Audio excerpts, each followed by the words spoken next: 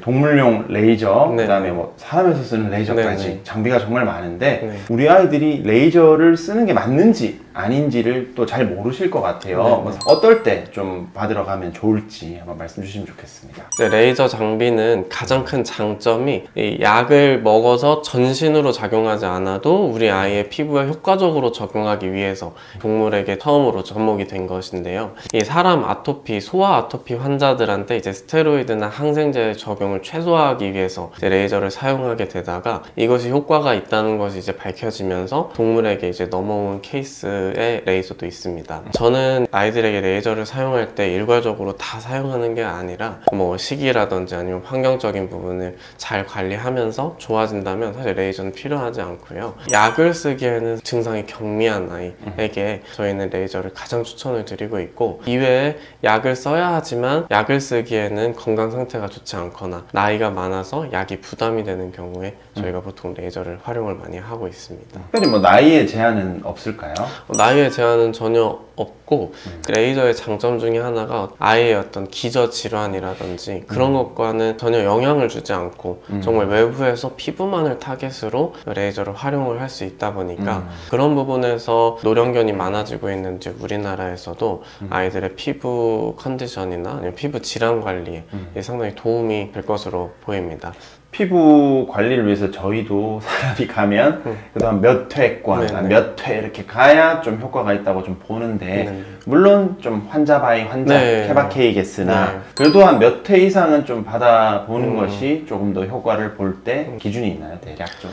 우리 아이들의 피부 아토피에 이제 레이저를 적용을 했을 때에는 1회만으로도 어떤 발적이나 염증 관리에 있어서는 도움이 좀 돼야 되는데 이제 식이 관리라든지 이제 환경 관리라든지 이런 부분이 이제 접목이 되면서부터 사실은 효과가 더 올라갈 수가 있기 때문에 어떤 시간적인 부분을 고려해서 한 5회 정도 이상을 저희가 좀 추천을 드리고 있고, 이제 우리 애기들 피부 종괴, 사마귀를 제거하는 레이저는 뭐 당연히 단번에 시술 효과가 있는 것이고, 또 한 가지 저희는 이제 탈모 관리라든지 이제 보습 관리라든지 이런 부분에 있어서도 뭐 다양한 장비를 사용하고 있는데 그런 부분에 있어서도 이제 5회 이상은 좀 권장을 드리고 있습니다.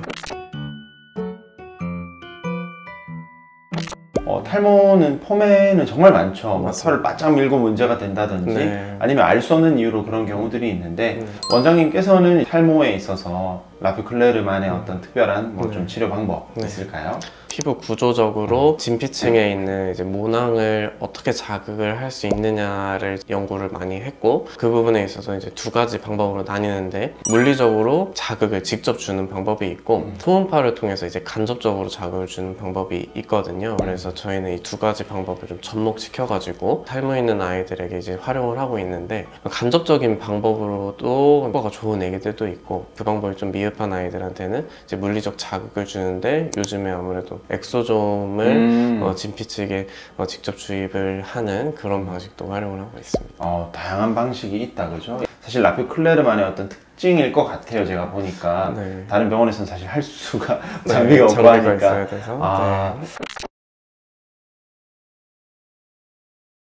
동물은 정말 귓병이 많죠. 그 기본적인 어떤 이유에 대해서 먼저 말씀 주신다면요. 우리 사람들은 수평웨이도밖에 없으니까 면봉을 넣었다가 갑자기 짜릿할 때가 있잖아요. 우리 강아지들은 이제 수직웨이도와 수평웨이도 이렇게 니은자로 귀가 구성이 되어 있다 보니까 수직웨이도가 또 있기 때문에 이 안쪽이 통풍이 잘 안 되는 구조로 되어 있습니다. 그래서 우리 아이들의 귀지가 많아진다든지 귀에 물이 들어간다든지 했을 때에는 아무래도 사람보다는 굉장히 취약한 구조를 가지고 있고, 알러지가 있을 때 발이 붓고 뭐 눈 주변이 빨개지는 증상도 있을 수 있지만 귀 안쪽 웨이도 벽 자체가 부으면서 안쪽이 가려지고 부종이 생기면서 염증이 생기는 경우들이 있기 때문에 아무래도 귀병의 빈도가 많을 수 있습니다. 집에서 이제 귀를 관리할 때 귀 세정은 어떻게 하고 또 귀 세정 주기 그 외에 또 귀를 관리할 수 있는 방법 같은 게 좀 있을까요?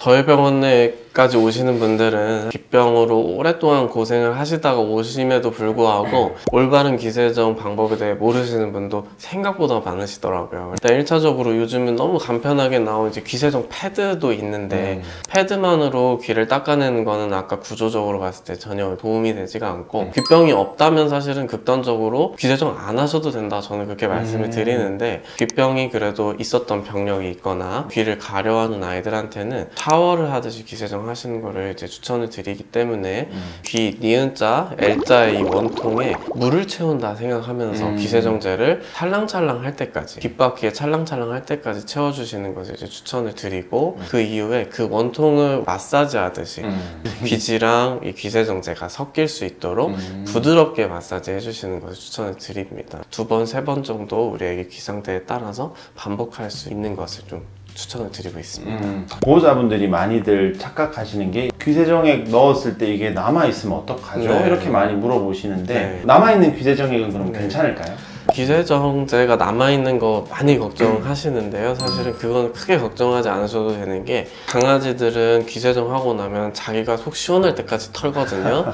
만약에 귀가 덮여있는 아이들이라고 하면 사실은 조금 걱정되실 수도 있으세요. 그런 경우에는 아이가 저항을 하지 않으면 찬바람으로 좀 말려주시는 것도 추천드리고, 드라이기를 너무 싫어한다 그러면 손선풍기도 괜찮습니다. 그래서 귀가 덮여있는 아이들, 통풍이 잘 안 될 것 같은 아이들이나 나이가 많아서 속 시원히 못한다, 그런 애기들은 보호자님께서 좀 도와주시는 거 추천드리죠.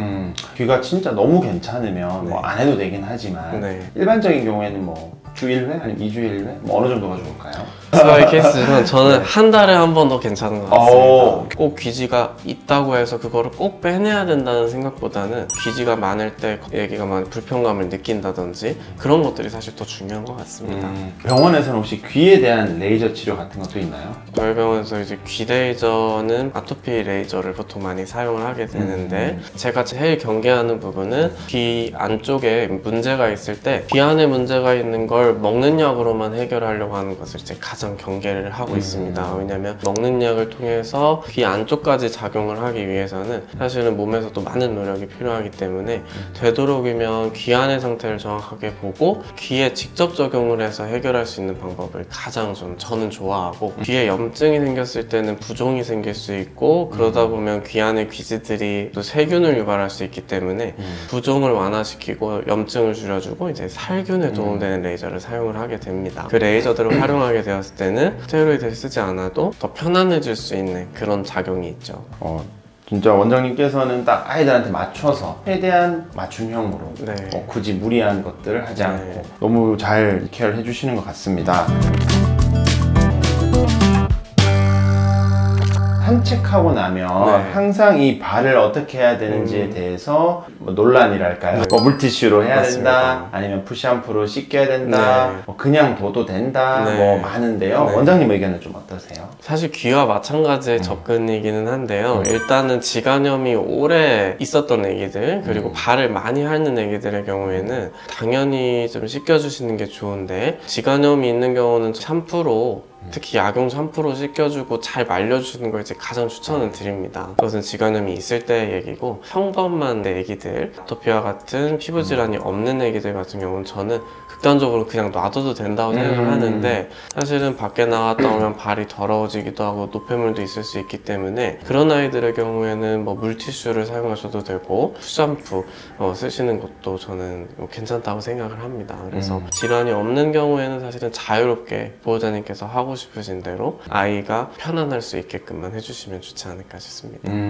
발사탕 하는 아이들 어떻게 관리 중에 계세요? 발사탕은 보호자님들께서 정말 습관인지 이게 진짜 질환인지 모르겠다 이렇게 헷갈리시는 분도 사실 정말 많으세요. 습관과 질환을 구분하는 가장 큰 차이를 집착의 정도와 그 핥는 어떤 강도, 그리고 핥는 빈도 이렇게 보는데요. 집착의 정도라고 하면 하지 말라고 했을 때도 할 정도면 그러면 이게 습관이면 이렇게까지 할 수 있나? 뭐 이런 생각 한번 해보셔야 되고 내가 그냥 할짝할짝거리는 게 재밌을 수 있지만 거기를 상처 낼 정도까지 이제 할 거 있다고 한다. 집 물을 때까지 할 거 있다고 한다면 정말 이렇게까지 하는 걸 습관이라고 봐야 되나? 그것도 보셔야 될 것 같고 이 질환이다 라고 판단이 되었을 때에는 시기적인 부분, 환경적인 부분에 알러지로 인한 2차적인 증상, 대표적인 증상일 가능성이 높기 때문에 집에서 하실 수 있는 것은 이제 약욕을 잘 해주시는 거고 시기와 관련된 알러지원을 최대한 배제시켜 주시는 거. 발을 벌려 보셨을 때 축축은 한데 피부 상태가 빨갛지 않고 털에 가려져 있던 지간 사이 상태가 생각보다 양호해 보인다 라고 하면 사실 그건 정말로 습관일 수도 있기 때문에 그런 경우에는 우리가 아주 엄격한 잣대를 들이밀지 않아도 그리고 꼭 그런 경우에 약을 먹여서라도 이걸 개선시켜야 되겠다 이렇게 생각하지 않으셔도 될 것 같고 발이 축축해져서 혹시라도 여기에 뭐 세균 감염되진 않을까 이런 정도의 생각만 하시면서 잘 씻겨주시기만 하셔도 되지 않을까 싶습니다.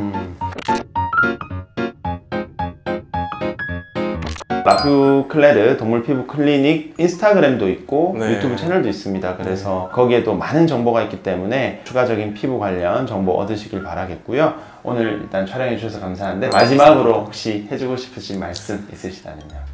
저희는 피부 전문 병원으로서 우리 아이들에게 약물을 최대한 최소화하고 그리고 우리 아이들의 맞춤형으로 최대한 먹을 수 있는 거 많이 먹여가면서 피부 질환을 잘 관리할 수 있도록 그리고 피부 질환뿐만 아니라 우리 아이들이 사람처럼 피부 관리받고 피부 케어 받아서 피부 컨디션도 좋아질 수 있도록 하는 것을 목표로 열심히 하고 있는 병원입니다. 오늘 저희 병원에서 제가 우리 보호자님들께 항상 드리고 있는 말씀을 원장님 통해서 많은 분들에게 할 수 있는 기회를 갖게 되어서 너무너무 기쁘게 생각하고요. 보호자님들, 우리 강아지들과 항상 행복하시고 우리 아이들 항상 건강하기를 저도 기원하겠습니다. 네, 너무 좋은 말씀 감사합니다. 오늘 만나본 전문가 수의사 선생님은 라퓨클레르 동물 피부 클리닉 이태원 원장님이었습니다. 감사합니다. 감사합니다. 네.